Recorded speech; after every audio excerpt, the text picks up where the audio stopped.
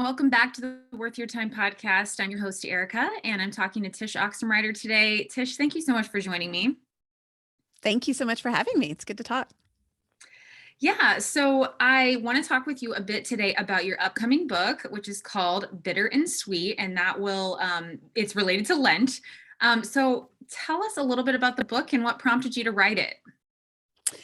Yeah. So, I wrote a kind of a sister book called Shadow and Light, and it was about Advent. And in some ways, Advent is a little bit easier to write about because it's more, obviously it's the build up to Christmas, but it's a little bit more cozy and heartwarming. And yet, I had been asked by more than a few people who really like Shadow and Light if I'd consider writing a Lent book. Lent is something that was always of interest of mine, but it felt like a whole other beast. It's a totally different type of holiday, even though it involves some of the same characteristics as Advent. And so I was hesitant at first, but it wouldn't let me go. This idea of creating some kind of companion for us to walk through Lent in a way that was life-giving and not overwhelming, because I think most of us think of Lent as this, it is a season of penitence, but almost this burden. And I didn't want it to be a burden because over the years for me, Lent had become this beautiful, life-giving thing that led me to the season of Easter. And I wanted that for other people. So I ended up writing it kind of in the same spirit as I wrote Shadow and Light for those readers who like that book. So are there sort of practical applications that people can take from the book, or is it more of a devotional style? It is Lent is 6 weeks long. So it is a 6-week devotional with encouraging topics and ideas for practicing what tend to be kind of the three-legged stool of Lent, which is fasting, which most people associate with Lent, but there's also prayer and giving at the same time. Those three kind of work in tandem together. And so with each devotional, I actually work through those practices with the reader and what they can do and how to incorporate it into their daily lives so that it's not so much like it's simple. It's not supposed to be easy per se, but so that it is life-giving and not overwhelming to someone and not like one more thing to do on the to-do list. Right, exactly. Well, one thing I've noticed is that people that, Lent sort of came from a more liturgical traditions, and a lot of people that grew up in like the non-denominational space, or just less sort of ritualized denominations, have really picked it up in the past few years. Like I had never even heard of it until college, which I thought was totally crazy. What do you think it is about sort of the ritual of it, or just like the practice of it, that people are drawn to, that they were maybe missing from their faith tradition growing up?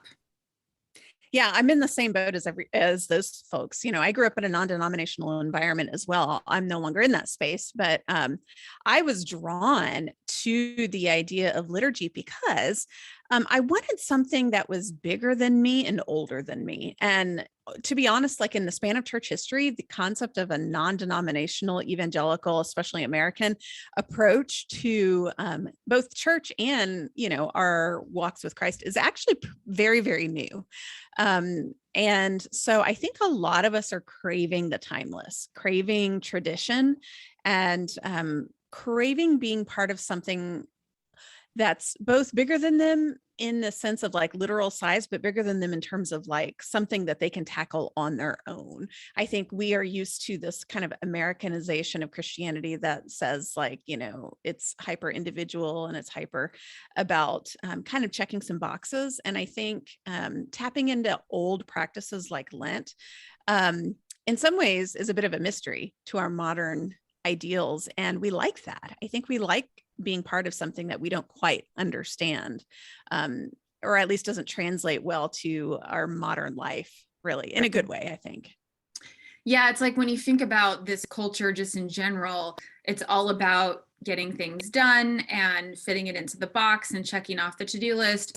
But things like this are so much more spiritual and ingrained and embedded in who we are. And there is no necessarily outcome that we're looking for, that we can reach some particular monument at the end of it. So that's really true. There's so much more meaning to that, and so much more purpose in what you're doing. In the description of the book, I think this was on your website, it says, in a world that celebrates indulging our whims whenever we want, to practice the traditions of Lent is countercultural. People give up all kinds of things for Lent. What do some things have more meaning than others? How are those decisions made? And does it really matter what we choose to give up? In some ways it doesn't matter. In some ways it does. It doesn't matter in the sense of, it's not like God is there with a checklist or a clipboard, making sure we do or don't do something every day during Lent. It's not a matter of us like proving our mettle as Christians. And so in some ways it doesn't matter, but in other ways it does, in the sense of it really should be like, whatever it is we choose to fast from should be something that is in tandem with maybe what God is speaking to us at the moment. Perhaps it's something that is something we lean on as a crutch in our own personal lives, but perhaps someone else doesn't. So, like if my 11-year-old were to fast from coffee, for example, that wouldn't really be a fast. He doesn't drink coffee, right? To me, when I say that though, that just makes me nervous right away. Like, oh, I don't know if I could do that, And so that's a little bit of a sign. I'm not saying God is telling me to fast from coffee this lunch, but that's an obvious example. And so it really has to do with remembering what we depend on, and that we are living in finite, fragile bodies, and that our life is not about us, and we can't, quote, do life on our own. And so whatever it is that God might be calling you to fast from, that's what it needs to tap into, not because it's a thing you're going to do perfectly, because you're not. Lent is not about mastering something with perfection.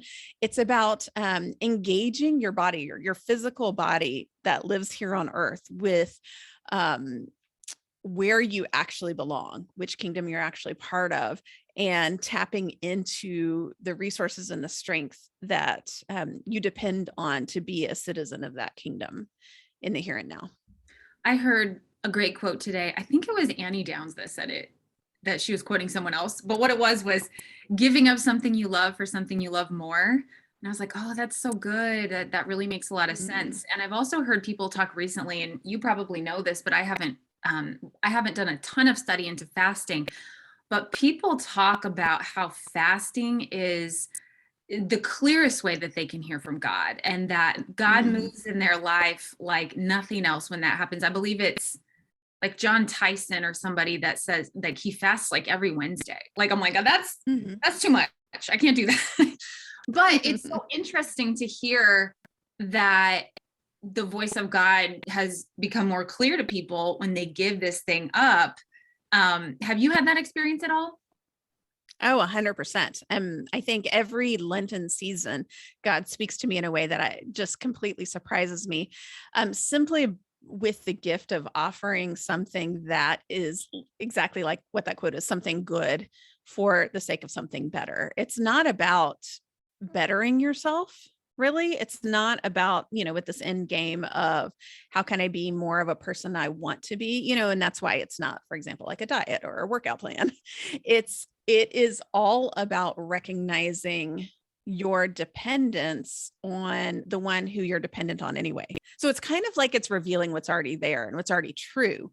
You're just making yourself so much more aware of it. So if you do, for example, fast from food, when you have those hunger pangs or when you feel a little weak or dizzy, it's a reminder of how, in all actuality, that's how we live all the time. 24/7. We're just not aware of how much we depend on God for the air in our lungs that we breathe in and out, the fact that we are standing upright, the fact that we have food on our plates most of the time anyway. And so just those little bits of, reminders of whatever that is, we're remembering what's true all the time in our lives, and God can really speak to us through that. Yeah. Okay. So the big question is, do you know what you're giving up this year? Yeah, not 100% yet. I actually need to nail this down soon because more and more people have asked me about it. Yeah, since you're going to get that a lot, I think. I know. Well, last year I did a buy nothing Lent, meaning aside from the essentials like groceries and bills, I bought nothing. And that was so good for me. I really realized how much I just quickly bought something without really thinking about it, whether I needed it. God spoke to me a lot through that. I've already mentioned in my newsletter that this year, the first half of this year, I'm spending in 100-mile radius, meaning I'm doing my best to only buy things that come from 100 miles away from me, which is much harder than it sounds when it comes to food, especially our produce and boxed goods and all that stuff. So I have a feeling it's going to be something in relation to that. I'm not entirely sure what that looks like. One thing that is helpful to remember when it comes to Lent is there's always this yin and yang with fasting and feasting. In fact, the season of Lent lasts 46 days, but Lent itself is only 40 days because the Sundays of each week during Lent are actually supposed to be like mini Easters, mini feast days where we take a break from whatever it is we fast from.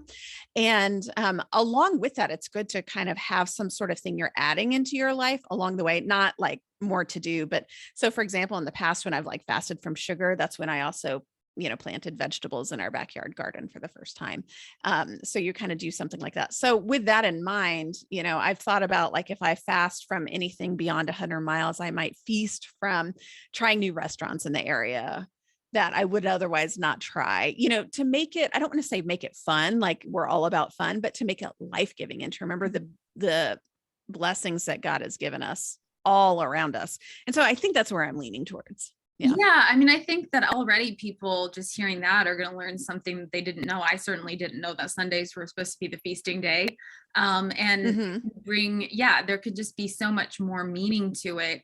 Than just, oh my gosh, I'm going to have to go without chocolate for 40 days. And this is going to be so hard.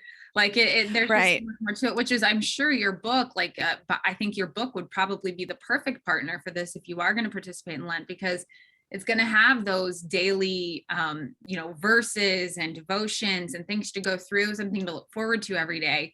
All right, everyone, we're going to take a quick break and we'll be right back. All right, there's my fake. Sounds good.